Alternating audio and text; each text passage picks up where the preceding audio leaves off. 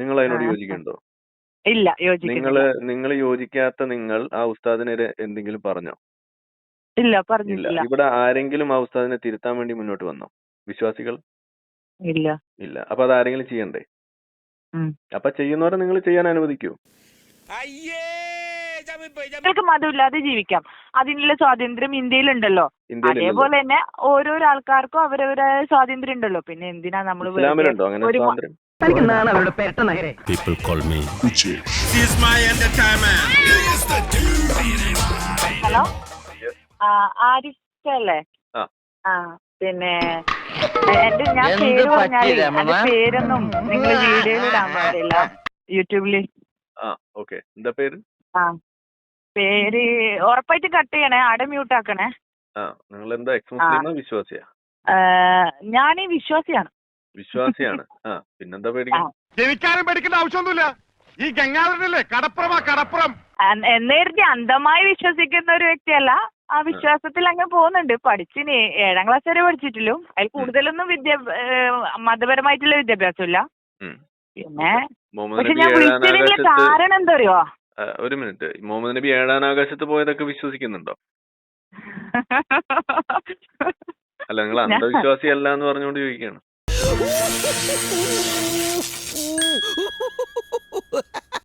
അങ്ങനെ വെച്ച് കഴിഞ്ഞാല് ഞാനിത് വിളിച്ചതിന് ഒരു റീസൺ ഉണ്ട്. ശരി. ഞാൻ നിങ്ങളെ വിളിക്കാൻ തുടങ്ങിയിട്ട് കുറെ നാളായി. ഇന്നാണ് എനിക്ക് നിങ്ങളെ കിട്ടിയത്. അത് ഇവിടുത്തെ ബടാസാബിനെ ഒന്ന് കാണിക്കാൻ വേണ്ടി തന്നെ ഞാൻ വന്നിരിക്കുന്നത്. പിന്നെ എന്റെ ബോസ് ഉണ്ട്. പിന്നെ ആളൊരു നമ്പൂരിയാണ്. പക്ഷെ നിങ്ങളെ ഫുള്ള് വീഡിയോസും നിങ്ങൾ എപ്പോ അപ്ലോഡ് ചെയ്യുന്നോ അപ്പൊ കാണും. ആള് ആദ്യം എല്ലാ മതത്തിനെയും ഒരേപോലെ കണ്ടിരുന്ന ഒരു വ്യക്തിയായിരുന്നു. ഇസ്ലാം മതത്തിനോടെല്ലാം കുറച്ചൊരു അറ്റാച്ച്മെന്റ് എല്ലാം ഉണ്ടായിരുന്നു. അങ്ങനെയൊക്കെ എന്റെ ഒരു വ്യക്തിയായിരുന്നു. അതെനിക്ക് ഫീൽ ചെയ്തു. ഞാൻ രാജിവെച്ചിരിക്കുന്നു. പക്ഷെ നിങ്ങ എന്ന് യൂട്യൂബിൽ കേറി തുടങ്ങിയോ അന്ന് തൊട്ട് അയാൾ ആ വീഡിയോ കംപ്ലീറ്റ് കാണും. എനക്ക് ഓരോ വീഡിയോന്റെ പിന്നെ ലിങ്ക് ഇട്ടുതരും. അത് കാണ്, ഇത് കാണ്. എന്നിട്ട് ഇതിപ്പോ ഫുള്ള് ഇപ്പൊ എന്നെക്കാളും അറിവ് അദ്ദേഹത്തിനുണ്ട് നിങ്ങളെ ക്ലാസ് കേട്ടിട്ട്. അത് വെച്ച് എന്നെ ഭയങ്കരമായിട്ട് വിമർശിക്കുക, അല്ലെങ്കിൽ എന്നെ നിങ്ങൾ വിളിക്കും പോലെ മുഹമ്മദ് നബിനെ മുഹമ്മദ് പിന്നെ അങ്ങനെ വിളിച്ച് പിന്നെ എന്നെ എപ്പോഴും ഞാൻ എന്തെങ്കിലും പറയുമ്പോ അതിനെ കുറിച്ച് ഇങ്ങനെ പരിഹസിക്ക. സത്യം പറഞ്ഞാൽ നിങ്ങളെ ഈ വീഡിയോസ് കാരണമില്ലേ ശരിക്കും ഞാൻ നമ്മളെ പോലെയുള്ള കുറെ ആൾക്കാർ പെടുന്നുണ്ട്. ഞാൻ ചോദിച്ചാ ഞാനിങ്ങനെ ഞാൻ പറഞ്ഞല്ലോ, ഞാൻ അന്ധവിശ്വാസിയല്ല, വിശ്വസിക്കുന്നുണ്ട്. പക്ഷെ എല്ലാം വിശ്വസിക്കുന്നൊന്നുമില്ല. അള്ളാല് വിശ്വസിക്കുന്നുണ്ട്, നബിയില് വിശ്വസിക്കുന്നുണ്ട്. വിശ്വസിക്കാത്തതിന് ഉദാഹരണം പറഞ്ഞ അങ്ങനെ വെച്ച് കഴിഞ്ഞാല് നേർച്ചകള് പിന്നെ അങ്ങനത്തെ. ഇത് വടി കൊടുത്ത് അടി വാങ്ങുന്ന പരിപാടിയാണല്ലോ ബാബു. പഠിച്ചത് ജമാ ഇസ്ലാമിന്റെ മദ്രസിലാണ്.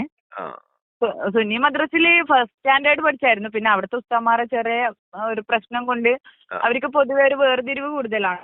അപ്പൊ അത് പിന്നെ അവിടെ ആയിരുന്നു പഠിച്ചത്. കേട്ടില്ല, ലാസ്റ്റ് പറഞ്ഞു കേട്ടില്ല. ജമാ ഇസ്ലാമിന്റെ മദ്രസിലായിരുന്നു പഠിച്ചത്. ഇവൻ പോയാ വീഴൂ, ഞാൻ വീഴ്ത്തും. ഓക്കെ, ഞാൻ 7 വരെ പഠിച്ചിട്ടില്ലോ. അങ്ങനെ അതിനോട് ഇങ്ങനെ ഞാനിപ്പോ പറഞ്ഞ പോലെ പർദ്ദ ഇട്ടിട്ട് നടക്കാം അങ്ങനെയൊന്നും ഇല്ല കേട്ടോ. ഞാൻ അങ്ങനെ ഞാൻ ഇന്ന വരെ കല്യാണം കഴിഞ്ഞപ്പോ ഇട്ടിട്ടുണ്ടായിരുന്നു. അവരൊക്കെ ഭയങ്കര വിശ്വാസികളാണ്. അപ്പൊ അതുകൊണ്ട് ഞാൻ ആ സമയത്ത് അവരുടെ വീട്ടിൽ പോകുമ്പോൾ മാത്രം ഇടും. അല്ലാണ്ട് പുറത്ത് ഞാൻ ജോലിക്കെല്ലാം പോകുമ്പോ എന്റേതായ രീതിയിൽ ജീൻസ് ആയാലും ടോപ്പായാലും അങ്ങനെ എന്റെ ഇഷ്ടത്തിന് ഞാൻ വസ്ത്രം ധരിക്കുന്ന ഒരു വ്യക്തിയാണ്. മനുഷ്യനെ കുറച്ച് ധൈര്യം വേണോടാ. അല്ലാണ്ട് ഇസ്ലാം ഇങ്ങനെ ജീവിക്കാമോ അങ്ങനെ ഒരാളൊന്നല്ല. നിങ്ങളപ്പോ ഹിജാബിൽ വിശ്വസിക്കാത്ത ഒരു മുസ്ലിമാണ്. യെസ്. അങ്ങനെ ഹിജാബ് ഉമ്മാവ് നിർബന്ധിച്ചിട്ടില്ല കേട്ടോ. ഉമ്മാന്റെ ഒരിക്കലും അതിനെ ഫോഴ്സ് ചെയ്തിട്ടില്ല. നീ ഹിജാബ് ഇട്ടിട്ടേ പുറത്തേക്ക് കയറുന്നില്ല.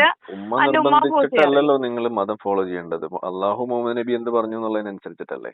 ഓഹോ നിങ്ങൾ എന്നെ ശരിക്കും ആക്കുകയാണോ?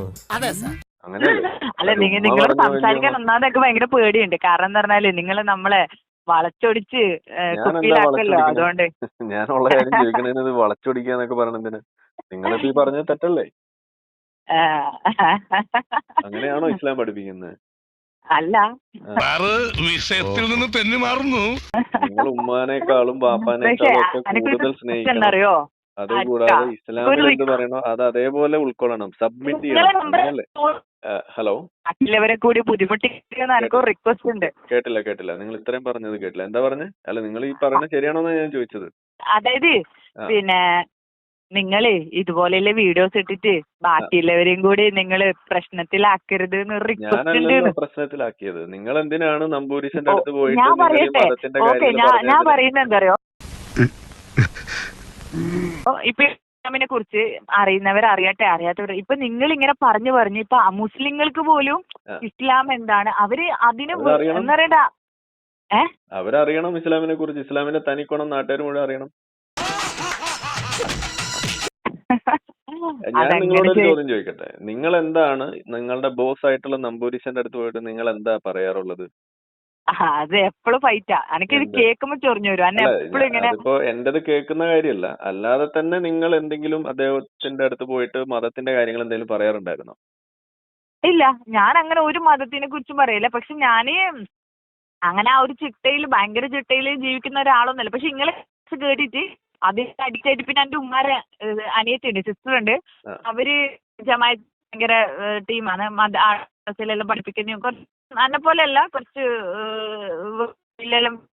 എന്തിനാണ് അവന്മാരെ വിളിക്കുന്നത്? ഇതൊക്കെ നമുക്ക് എടുക്കാവുന്നല്ലേ ഉള്ളൂ. വേണ്ട, ഞാൻ വിളിക്കാം. ശേഖരേ, അപ്പൊ കേട്ടില്ല. നിങ്ങള് റേഞ്ച് പോകുന്നുണ്ട്. നിങ്ങൾ റേഞ്ച് ഉള്ളിടത്ത് നിൽക്കും. ഇപ്പൊ റേഞ്ച് ഒക്കെ അല്ലേ? പറയൂ. എന്താ നിന്റെ ഉദ്ദേശം?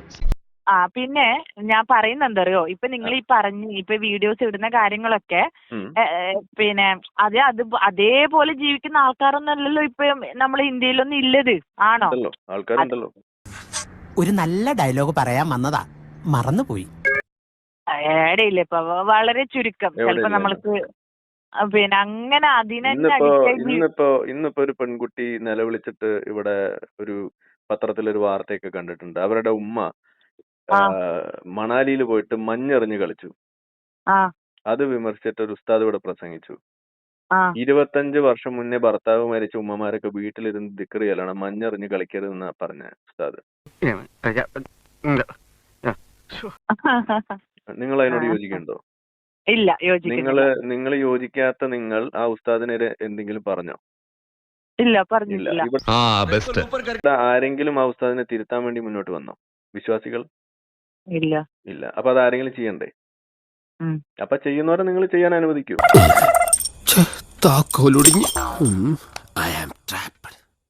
നിങ്ങൾക്ക് വിഷമമൊക്കെ ഉണ്ടാവും. അത് എനിക്കറിയാം. ചെയ്യുന്നവര് ചെയ്തോട്ടെ.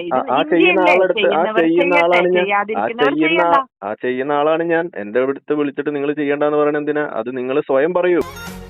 നിങ്ങൾക്ക് ഇസ്ലാം മതം വിശ്വാസമില്ലെങ്കിൽ നിങ്ങൾ ഇസ്ലാം മതം വിശ്വസിക്കണ്ട. അതല്ല ഹിന്ദു, നിങ്ങൾക്ക് മതമില്ലാതെ ജീവിക്കാം. അതിനുള്ള സ്വാതന്ത്ര്യം ഇന്ത്യയിലുണ്ടല്ലോ. അതേപോലെ തന്നെ ഓരോരോ ആൾക്കാർക്കും അവരവരായ സ്വാതന്ത്ര്യം ഉണ്ടല്ലോ. പിന്നെ എന്തിനാ നമ്മൾ എന്റെ സമാധാനം പോയോ? സ്വാതന്ത്ര്യം ഉണ്ടോ ചോദിച്ചാല് ഞാൻ ചോദിക്കട്ടെ, ഇസ്ലാമിൽ മതം വിട്ടവൻ എന്ത് ചെയ്യണമെന്നാ പഠിപ്പിക്കുന്നത്? അതല്ല ഇപ്പം ചോദിച്ചാൽ ഇസ്ലാമിൽ എന്താ പറയുന്നത്? മതം വിട്ടവൻ എന്ത് ചെയ്യണമെന്നാ ഇസ്ലാം പഠിപ്പിക്കുന്നത്? അങ്ങനല്ല, അങ്ങനെ നോക്കിയാൽ ഞാൻ ചോദിക്കട്ടെ, നമ്മള് നല്ല ഹാജിമാരോ, ഞാൻ പറയട്ടെ, നല്ല ഹാജിമാരായിട്ടും അല്ലെങ്കിൽ ചോദിച്ചതിന് ഉത്തരം പറയാം. ചോദിച്ചതിന് സമാധാനം പറഞ്ഞാൽ മതി, ചരിത്രം പറഞ്ഞിരിക്കാൻ സമയമില്ല. മതം വിട്ടവൻ എന്ത് ചെയ്യണമെന്നാ ഇസ്ലാം പഠിപ്പിക്കുന്നത്? ഞാൻ അതിനുള്ള ക്വസ്റ്റ്യൻസ് ആൻസർ ചെയ്യാനെന്നല്ലോ. നിങ്ങൾക്ക് അതിന് പറ്റില്ലെന്നുണ്ടെങ്കിൽ നിങ്ങൾ ഈ പണിക്ക് നിൽക്കരുത്. വിമർശിക്കുന്നവർ വിമർശിച്ചോട്ടെ, ഇല്ലാത്തവർ ചെയ്യണ്ട. ഇത് നിങ്ങൾ പറഞ്ഞല്ലേ, അത് നിങ്ങൾ ആദ്യം സ്വയം പറയൂ. ഏത് നേരത്താണോ സ്വയം പാലിക്കൂ. നിങ്ങൾ ആദ്യം അത് സ്വയം ശീലിക്കുക. നിങ്ങളുടെ ജീവിതത്തിൽ നിങ്ങൾ ആദ്യം അത് നിങ്ങൾ സ്വയം പാലിക്കുക. ഞാൻ ആരെയും വിമർശിക്കാറില്ല. ഞാൻ ഒരു നിങ്ങൾ വിമർശിക്കണ്ടെന്നേ. വിമർശിക്കുന്നവർ വിമർശിക്കട്ടെ, വിമർശിക്കണ്ടാത്തവർ വിമർശിക്കണ്ട. ഇത് നിങ്ങൾ പറഞ്ഞല്ലേ ഇപ്പോ. അത് നിങ്ങൾ ആദ്യം സ്വയം തീരുമാനിക്കുക. അത് നിങ്ങൾ ആദ്യം സ്വയം പാലിക്കുക. പക്ഷെ അത് നിങ്ങൾക്ക് ബാധകമല്ലേ? അത് എനിക്ക് മാത്രമാണോ ബാധകം? മനസ്സെത്തുന്നിടത്ത് കാലെത്തുന്നില്ല പട്ടാളക്കാരാ. അല്ല, നിങ്ങളത് അത് നിങ്ങൾക്ക് ബാധകമാണോ? അല്ലേ? ബാധകമാണ്. അപ്പൊ ഞാൻ വിമർശിക്കുന്ന ആള് വിമർശിക്കട്ടെ, നിങ്ങൾ വിമർശിക്കാത്ത ആള് വിമർശിക്കണ്ട. പിന്നെ നിന്നോട് ഇത്ര നേരം പറഞ്ഞോണ്ടിരുന്ന എന്താടാ? മരുന്ന് അടുക്കളയിൽ പോയിട്ട് പുട്ടുണ്ടാക്ക്. നിങ്ങൾ പോയിട്ട് ഓക്കെ പോയി ചെല്ല് പോയി പുട്ടുണ്ടാക്ക്. ഓക്കെ. അല്ല ഒരു മിനിറ്റ്, നിങ്ങൾ അല്ല ധൃതിയില് ഫോം വെക്കരുത്. എനിക്ക് വേറെ കാരണം- പണിയുണ്ട്, അതാണ്. നിങ്ങളുടെ ഈ ഇതുപോലുള്ള വർത്തമാനം കേട്ട് നിൽക്കാൻ നമുക്ക് സമയമല്ല. ഓക്കെ, അല്ല ഞാൻ പറഞ്ഞു വന്നത് ഇത്രേ ഉള്ളൂ. നിങ്ങൾ ഈ നിങ്ങൾ പറഞ്ഞു വന്നതിന്റെ ഇതുപോലെ പൊള്ളത്തരം ഞാൻ ഇപ്പൊ കാണിച്ചു തന്നല്ലോ. വിമർശിക്കുന്നവർ വിമർശിക്കട്ടെ, അല്ലാത്തവർ വിമർശിക്കണ്ട. നിങ്ങൾ തന്നെ പറഞ്ഞു, അത് ആദ്യം നിങ്ങൾക്കാണ് ബാധകം. ഞാൻ വിമർശിക്കുന്നവൻ ഞാൻ വിമർശിക്കട്ടെ, നിങ്ങൾ വിമർശിക്കുന്നില്ല, നിങ്ങൾ വിമർശിക്കണ്ട, പോയി പുട്ടുണ്ടാക്കൂ. ഓക്കെ, ശരിയാ, നിങ്ങൾക്ക് കടലക്കറി ഉണ്ടാക്കും. ഓക്കെ, വർക്കിച്ച എന്തേനു ഏവം പുലിയാണ് കേട്ടാ. പുലി എന്ന് പറഞ്ഞാ വെറും പുലിയല്ല, ഒരു സിംഹം. എന്നാ ചെല്ല്, പുട്ടും കടലക്കറിയൊക്കെ ഉണ്ടാക്കിയിട്ട് വെച്ച് വിളമ്പ്. ഓക്കെ, ശരി. വെള്ളം കിട്ട് ഇറങ്ങിയിരിക്കുന്നു. നിനക്കിതിന് മാസക്കൂലിയ ദിവസക്കൂലിയ? മനസ്സിലായില്ല. മനസ്സിലായില്ലല്ലേ?